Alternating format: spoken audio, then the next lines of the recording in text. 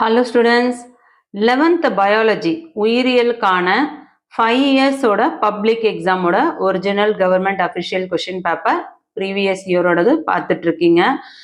இந்த question papers எல்லாம் நம்ம ப்ராக்டிஸ் பண்ணும் பொழுது கண்டிப்பாக நமக்கு நிறைய ஹெல்ப்ஃபுல்லாக இருக்கும். இதில் இருக்க மேக்ஸிமம் கொஷின்ஸ் ரிப்பீட்டடாக வர்றதுக்கு நிறைய சான்சஸ் இருக்கு. ஸோ இதை மட்டும் படித்தா போதுமா அப்படின்ட்டு உடனே கமெண்ட் பண்ணாதீங்க. எப்பயுமே நம்ம ஒரு விஷயம் செய்யும் பொழுது எந்த விஷயம் செஞ்சாலும் எந்த செயலை செஞ்சாலும் அதில் முழு ஈடுபாடோட முழு மனதோட நம்பிக்கையோட செய்யும் பொழுது அது முழு பலன் கண்டிப்பாக கொடுக்கும். நான் என்ன சொல்கிறேன் அப்படின்றத தயவு செஞ்சு தெளிவாக புரிஞ்சுக்கோங்க. உங்களுக்கு எக்ஸாம்ஸில் கேட்கக்கூடிய கொஷின்ஸ் மேக்சிமம் நல்லா கவனிங்க. மேக்சிமம் வரக்கூடிய கொஷின்ஸில் மேக்சிமம் அப்படின்னா என்னன்னு தெரியும், அதிகபட்சமான கொஷின்ஸ். இந்த 5 வருஷம் கேள்வித்தாள்களை நம்ம ப்ராக்டிஸ் பண்ணும்பொழுது அதில் இருந்து கொஷின்ஸ் நமக்கு வர்றதுக்கு நிறைய வாய்ப்புகள் அதிகம். இல்லை என்னால் அப்படியெல்லாம் படிக்க முடியாது அப்படின்னு நீங்கள் விட்டுட்டு உங்களோட டெக்ஸ்ட் புக்கில் நீங்கள் படிக்கலாம். கண்டிப்பாக அது நல்ல செயல் தான். ஆனால் நமக்கு என்ன நேரம் இருக்குது? குறைந்தபட்ச நேரம் தான் இருக்குது. ஸோ இந்த குறைந்தபட்ச நேரத்தில் 70 மதிப்பெண்களுக்கு அட்லீஸ்ட் ஒரு 65 மதிப்பெண்களாச்சும் எடுக்கணும் அப்படின்னு நினச்சிங்கன்னா நான் சொல்லக்கூடிய இந்த டெக்னிக்கை நீங்கள் ஃபாலோ பண்ணி தான் ஆகணும். எப்படியெல்லாம் படிக்கலாம், என்னெல்லாம் பண்ணலாம் அப்படின்னு பார்த்தோன்னா, இந்த லாஸ்ட் 5 இயர்ஸோட கொஷின் பேப்பர் ப்ராக்டிஸ் பண்ணலாம். இந்த வருஷம் உங்கள் டிஸ்ட்ரிக்டில் நடந்த கொஷின் பேப்பர், அதாவது quarterly exam, half yearly exam, first revision, second revision, இது போக உங்கள் ஸ்கூலில் நிறைய ஸ்கூலில் அடிஷ்னலாக வர ரிவிஷன் வச்சுருப்பாங்க ப்ரைவேட் ஸ்கூலில். ஸோ இந்த கொஷின் பேப்பர்ஸ்லாம் நீங்கள் நல்லா ப்ராக்டிஸ் பண்ணிங்கன்னா ப்ளஸ் இந்த 5 இயர்ஸோட கொஷின் பேப்பர் இதை படித்தாவே கண்டிப்பாக நம்ம ஒரு 65+, 75+ தாராளமாக எடுக்கலாம். 65ன்னு நான் கம்மியாக சொல்லிட்டேன். நீங்கள் ஒரு 75+ன்னு சொல்ல முடியாது. ஏன்னா உங்களுக்கு எக்ஸாமே பார்த்தீங்கன்னா 70க்கு தான் நடக்குது. உடனே கமெண்ட்ல சொல்லிடுவீங்க 70 மார்க்குக்கு எப்படி சொல்லுவீங்க அப்படின்னு சொல்லிட்டு. நான் சொல்றது 100 மார்க்ஸுக்கு 75+ன்னு சொல்லலாம். ஏன்னா ஒரு சில வீடியோவில் நம்ம 100க்கு சொன்னோம்னாக்கா கீழே கமெண்ட்ல எக்ஸாமே 75 தான் நடக்குது, எக்ஸாமே 90க்கு தான் நடக்குது, நீங்கள் எப்படி 90 சொல்றீங்க, எப்படி 80 சொல்றீங்க அப்படின்ட்டு கமெண்ட் வருது. ஸோ இந்த மாதிரி விதண்டாவாதமாக கேள்வி எழுப்புறதை விட்டுட்டு எதுக்காக வீடியோ போடுறாங்க, என்ன போட்டிருக்காங்க, அதை எதுக்கு நம்ம படிக்கணும், அதை படித்தா என்ன பெனிஃபிட் இருக்கு, இந்த மாதிரியான விஷயங்களை தயவு செஞ்சு படிக்க பாருங்க. சரிங்களா? இதில் பார்த்தீங்கன்னா உங்களோட நம்பர்ஸ் பாருங்க, இங்கே 111 பேஜ் 111 இருக்கு. ஸோ இவ்வளையும் நான் ஸ்க்ரோல் பண்ணி உங்களுக்கு எக்ஸ்பிளைன் பண்ணி வீடியோ போட்டேன்னா கண்டிப்பாக வீடியோ எப்படி போகும், லென்த்தியாக போகும். ஸோ அதனால் இந்த மாதிரியான ஒரு பிடிஎஃப் இருக்குது அப்படின்னு சொல்லிட்டு பிள்ளைங்க நல்லா படிக்கணுன்ற ஒரு நல்ல நோக்கத்தில் உங்களுக்காக இந்த வீடியோவை நான் அப்லோட் பண்ணியிருக்கேன். இது பார்த்தீங்கன்னா ஒரு ஸ்டூடெண்ட் தான் எனக்கு இந்த பிடிஎஃபை ஷேர் பண்ணியிருந்தாங்க. ஸோ அந்த ஸ்டூடெண்ட்ஸ்க்கு நான் இந்த நேரம் ஒரு பெரிய தேங்க்ஸ் சொல்லிக்கிறேன்.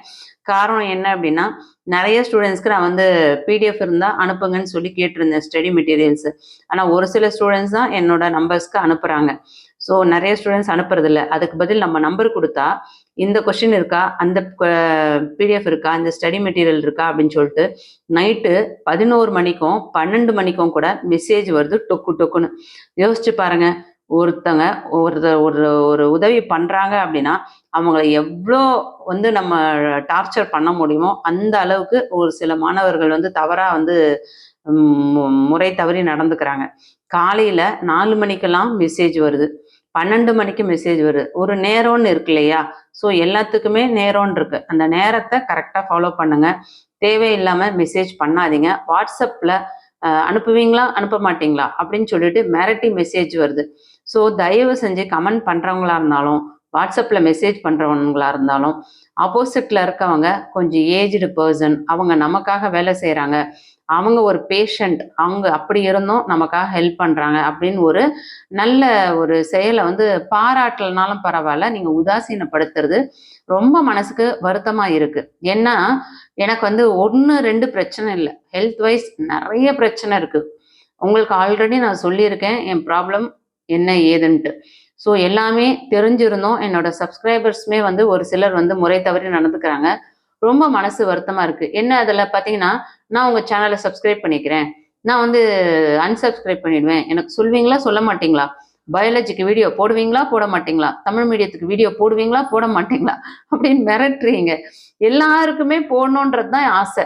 யோசிச்சு பாருங்க, 11th எத்தனை குரூப் இருக்கு, எத்தனை சப்ஜெக்ட் இருக்கு. English medium, Tamil medium, 10th standard, அதுல English medium and Tamil medium, அடுத்து 9th 8th 7th 6th.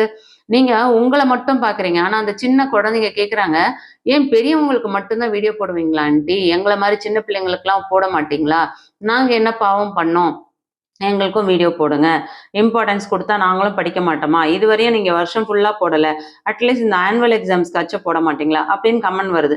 So ஒரு கமெண்ட்டை பார்க்கும்பொழுது அந்த இடத்துல வந்து நம்ம ஏஜுக்கு நமக்கு என்ன தோணுது, அச்சச்சோ பாவம் அந்த பிள்ளைங்க, நம்ம ஒரு வீடியோ போட்டால் அதை பார்த்து படிப்பாங்க போல இருக்கு, ரொம்ப ஹெல்ப்ஃபுல்லா இருக்குமே அப்படின்னு நினைச்சு வீடியோ போடணும்னு தான் தோடுதே தவிர, அந்த இடத்துல வந்து நான் வந்து எல்லா ஸ்டூடெண்ட்ஸ்க்குமே வந்து வீடியோ போடுறதுனால என்ன ஆகும்னா, என்னோட சேனல்லுமே வந்து க்ரோத் வந்து ரொம்ப கம்மியாக தான் இருக்கும். ஆனாலும் பரவாயில்ல அப்படின்னு முடிவு பண்ணிட்டு தான் நம்ம வந்து வீடியோ போட்டுக்கிட்டே இருக்கோம். சொன்னது புரியுதுங்களா?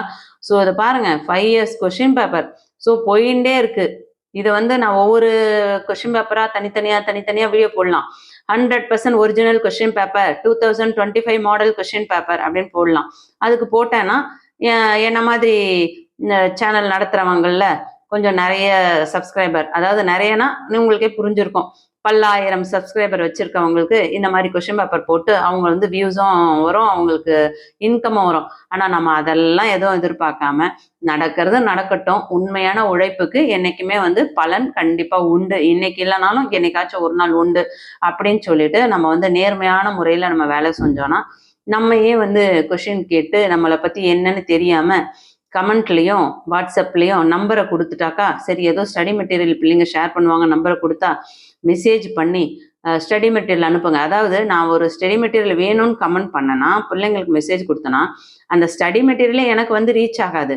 ஆனால் ஸ்டடி மெட்டீரியல் அனுப்புங்க, ஸ்டடி மெட்டீரியல் அனுப்புங்க அப்படின்னு சொல்லிட்டு கமெண்ட் வரும். இருந்தால் தானே அனுப்ப போகிறேன், வந்தால் நான் என்ன வச்சுட்டு வஞ்சனையாக பண்ண போகிறேன். ஆக்சுவலாக பார்த்தீங்கன்னா இந்த பயாலஜி 5 years கொஸ்டின் பேப்பர் வந்து ஒரு 2 மாசத்துக்கு முன்னே எனக்கு கைக்கு வந்தாச்சு. இதை ஏன் நான் உங்களுக்கு ஷேர் பண்ணல அப்படின்னா, என்னோட விருப்பம் பிள்ளைங்க வந்து எல்லாத்தையுமே படிக்கணும் அப்படின்றது. எக்ஸாம் டைம்ல மட்டும்தான் நம்ம இந்த மாதிரி கொஸ்டின் பேப்பர்ஸ்லாம் ப்ராக்டிஸ் பண்ணணும். எக்ஸாம் தொடங்குறதுக்கு முன்னாடியே பிஃபோரா உட்காந்துட்டு நீங்க எல்லாத்தையும் ப்ராக்டிஸ் பண்ணீங்கன்னா அதனால உங்களுக்கு மார்க்ஸ் வந்து வராது. ஸோ என்னை பொறுத்தவரையும் 100% இவ்வளோ நாள் புக்கெல்லாம் படிச்சிங்க. இப்போ புக்கை பார்க்கறத விட இந்த மாதிரி கொஸ்டின் பேப்பர் பார்க்கறது புத்திசாலித்தனம். சொன்னது புரிஞ்சுதுங்களா? ஸோ கண்டிப்பா நான் சொல்றது உங்களோட நல்லதுக்கு அப்படின்றது தெளிவா புரிஞ்சுட்டு இருப்பீங்க. யாருமே வந்து விளையாட்டா டைமை வேஸ்ட் பண்ணாம இந்த பிடிஎஃபை நான் உங்களுக்கு பிடிஎஃப் லிங்க் வந்து உங்களுக்கு நான் வாட்ஸ்அப் சேனல்ல ஷேர் பண்றேன். வேணுன்றவங்க வாட்ஸ்அப் சேனல்ல ஜாயின் பண்ணிக்கோங்க. வாட்ஸ்அப் சேனலோட லிங்க்கும் டெலகிராமோட லிங்க்கும் டிஸ்கிரிப்ஷன்ல கொடுத்துருக்கேன். ஏன் வாட்ஸ்அப் சேனல்ல ஜாயின் பண்ணுங்கன்னு சொல்றேன் அப்படின்னு பார்த்தீங்கன்னா, நான் அப்லோட் பண்ண வீடியோவே திரும்ப வந்து அப்லோட் பண்ண சொல்லி கேட்டுட்டே இருக்கீங்க. ஸோ தயவு செஞ்சு வாட்ஸ்அப் சேனல்ல நீங்க ஜாயின் பண்ணிக்கோங்க. நான் வந்து 11th வீடியோஸை நான் வாட்ஸ்அப் சேனல்ல ஷேர் பண்ணிடுறேன். சொன்னது புரியுதுங்களா? ஸோ பிடிஎஃப்ல நான் வந்து டிஸ்கிரிப்ஷன்லேயே கொடுத்துட்டா நீங்க வாட்ஸ்அப் சேனல்ல ஜாயின் பண்ணாம அப்லோட் பண்ண வீடியோவை திரும்ப அப்லோட் பண்ண சொல்லி கமெண்ட் வந்துகிட்டே இருக்கு. புரியுதுங்களா? இதெல்லாம் வந்து எனக்கு ரொம்ப ஒரு வீடியோவே போட முடியாத ஒரு டிஸ்டர்பன்ஸா இருக்கு. ஹெல்த் வைஸ் ப்ராப்ளம், வீட்டை பார்க்கணும், என் ஹெல்த்தை பார்க்கணும், வீடியோ போடணும், கமெண்ட்டுக்கு பதில் சொல்லணும், வாட்ஸ்அப்ல வர கமெண்ட்டுக்கு பதில் சொல்லணும். யோசிச்சுப்பாங்க என்னோட மனநிலை என்னவா இருக்கும்ன்ட்டு. ஓகே, 111 பேஜஸும் முடிஞ்சாச்சு. இதுல என்னென்ன கொஷின்ஸ் நான் எல்லாத்தையும் ரீட் பண்ணிட்டு இருந்தேன். வீடியோ லென்த்தியா போகும். ஸோ பிடிஎஃப் ஷேர் பண்ணிடுறேன். இதுல இருக்கிறது எல்லாமே நல்லா படிங்க. கண்டிப்பா ரொம்ப யூஸ்ஃபுல்லா இருக்கும். இந்த பிடிஎஃப் ஷேர் பண்ண அந்த ஸ்டூடெண்ட்ஸ்க்கு நம்ம ஒரு பெரிய தேங்க்ஸ் சொல்லிக்கலாம். உங்க சார்பா நீங்களும் அந்த ஸ்டூடெண்ட்ஸ்க்கு தேங்க்ஸ் சொல்லுங்க. எவ்வளோக்கு எவ்வளோ நம்ம ஒருத்தருக்கு உதவி பண்ணும்பொழுது அவங்களுக்கு நம்ம நன்றி சொல்றோமோ, நன்றி சொல்ல சொல்ல நீங்க நன்றி சொல்ற மாதிரியான நல்ல செயல்கள் உங்க வாழ்க்கையில நிறைய நடந்துட்டு இருக்கும். இதுக்கு காரணம் என்ன அப்படின்னா, இது வந்து எந்த ஒரு செயலுமே வந்து நம்ம அதுக்கு அந்த செயலோட பிரதிபலனை நம்ம அனுபவிச்சுட்டு அதுக்கு நன்றி சொல்லும் பட்சத்துல நம்மளோட வாழ்க்கையில எல்லாமே வந்து சுபமாவே முடியும். சொன்னது புரியுதுங்களா? ஸோ அதை மனசுல வச்சுட்டு இந்த வீடியோ போடுறதுக்கு காரணமா இருந்த அந்த ஸ்டூடெண்ட்ஸ்க்கு தேங்க்ஸ் சொல்லுங்க. எனக்கும் தேங்க்ஸ் சொல்லுங்க. உங்க ஸ்கூல் டீச்சருக்கு தேங்க்ஸ் சொல்லுங்க. பேரண்ட்ஸ்க்கு தேங்க்ஸ் சொல்லுங்க. கடவுளுக்கு தேங்க்ஸ் சொல்லுங்க. இந்த யூனிவர்ஸ்க்கு தேங்க்ஸ் சொல்லுங்க. நீங்க தேங்க்ஸ் சொல்ல சொல்ல எல்லாரும் பெரிய அளவுல சாதிக்க போறீங்க. சாதிப்போம். தயவு செஞ்சு முறையற்ற வகையில கமெண்ட் பண்ணாதீங்க. என்னோட சேனலில் நல்ல ஒரு ஒழுக்கமான சப்ஸ்கிரைபர்ஸ் இருந்தால் எனக்கு போதும். ஸோ தயவு செஞ்சு தவறுதலாக பேசக்கூடிய மாணவர்கள் என்னோட கமெண்ட்டில் வந்து கமெண்ட் பண்ண வேண்டாம். என்னோட வீடியோவில் சொன்னது புரியுதுங்களா? எனக்குமே வந்து நிறைய ப்ராப்ளம் இருக்குது, புரிஞ்சுக்கோங்க. உங்கள் மேலே உள்ள அக்கறையில் தான் நான் டே அண்ட் நைட் இந்த வீடியோ சும்மா நான் போடுறது கிடையாது. ஒவ்வொரு வீடியோ நான் போடுறதுக்கு பின்னாடி எவ்வளோ பிரச்சனைங்க இருக்குன்றது உங்களுக்கு தெரியாது. வீட்டில் சமைக்கணும், எனக்கு ஹெல்ப் பண்ணுறதுக்கு வேறு யாருமே கிடையாது. ஏன்னா எங்கள் வீட்டில் 3 பேர் தான் இருக்காங்க, ஹஸ்பண்ட் அண்ட் ஒய்ஃபு, அடுத்து என்னோட சன் ஒருத்தர் தான். சொன்னது புரியுதுங்களா? நாங்கள் 3 பேர் தான். ஸோ இந்த சூழ்நிலையில் நான் வேலையும் முடிச்சுட்டு உங்களுக்கு ஹெல்த் வைஸ் வந்து ட்ரை ஐ ப்ராப்ளம் இருக்குது, முதுகு பிரச்சனை, முட்டி வலி பிரச்சனை, அல்சர் பிரச்சனை, வெர்டிகோனா மயக்கம், அப்படியே ஃபோனை உத்து பார்த்துட்டே இருந்தால் மயக்கம் வந்துடும். ஸோ எல்லா பிரச்சனையுமே இருந்தாலும் எல்லாத்தையும் கொஞ்சம் அட்ஜஸ்ட் பண்ணி ஓரங்கட்டி அப்படி இப்படின்ட்டு டைமை மேனேஜ் பண்ணி உங்களுக்கு வீடியோ போடுறேன். ஸோ தயவு செஞ்சு என்னோட ஃபீலிங்ஸ் என்னன்னு புரிஞ்சுக்கோங்க. என்னோட பேச்சுக்களில் ஏதாவது ஒரு வகையில் உங்கள் மனசை காயப்படுத்திருந்தா எல்லாருக்கிட்டையும் நான் வந்து இந்த நேரம் நான் மன்னிப்பு கேட்டுக்கிறேன். உங்களெல்லாம் வந்து என்னோட பிள்ளைங்களாம் நினச்சி தான் உங்ககிட்ட உரிமையாக நான் பேசுகிறேன். இந்த வீடியோ யூஸ்ஃபுல்லாக இருக்குன்னு ஃபீல் பண்ணிங்கன்னா ஒரு லைக் கொடுங்க. இந்த கொஷின் பேப்பரோட பிடிஎஃப் நிறைய ஸ்டூடெண்ட்ஸ்க்கு போய் சேரணும்னு நீங்கள் நினச்சிங்கன்னா லைக் கொடுங்க. நீங்கள் கொடுக்குற லைக்குக்கு என்ன ஆகும், இந்த வீடியோவுக்கு வந்து நோட்டிஃபிகேஷன் அதிகமாக நிறைய பேருக்கு போகும். ஸோ இந்த வீடியோ வந்து நிறைய ஸ்டூடெண்ட்ஸ்க்கு போய் சேர்ந்தால் எல்லாருக்கும் இந்த பிடிஎஃப் போய் சேரும். ஸோ அந்த பிடிஎஃபை வச்சு எல்லாரும் படிக்கிறதுக்கு ரொம்ப யூஸ்ஃபுல்லாக இருக்கும். சொன்னது புரியுதுங்களா? கண்டிப்பாக எல்லாரும் எக்ஸாம் நல்லா பண்ணுங்கள். All the best. இந்த வீடியோ யூஸ்ஃபுல்லாக இருக்குன்னா ஒரு லைக் கொடுத்துட்டு பாருங்கள். இதுவரையும் சப்ஸ்கிரைப் பண்ணாதவங்க சப்ஸ்கிரைப் பண்ணிட்டு ஆல்னு ஒரு பெல் பட்டனை ப்ரெஸ் பண்ணிக்கோங்க. தேங்க்யூ.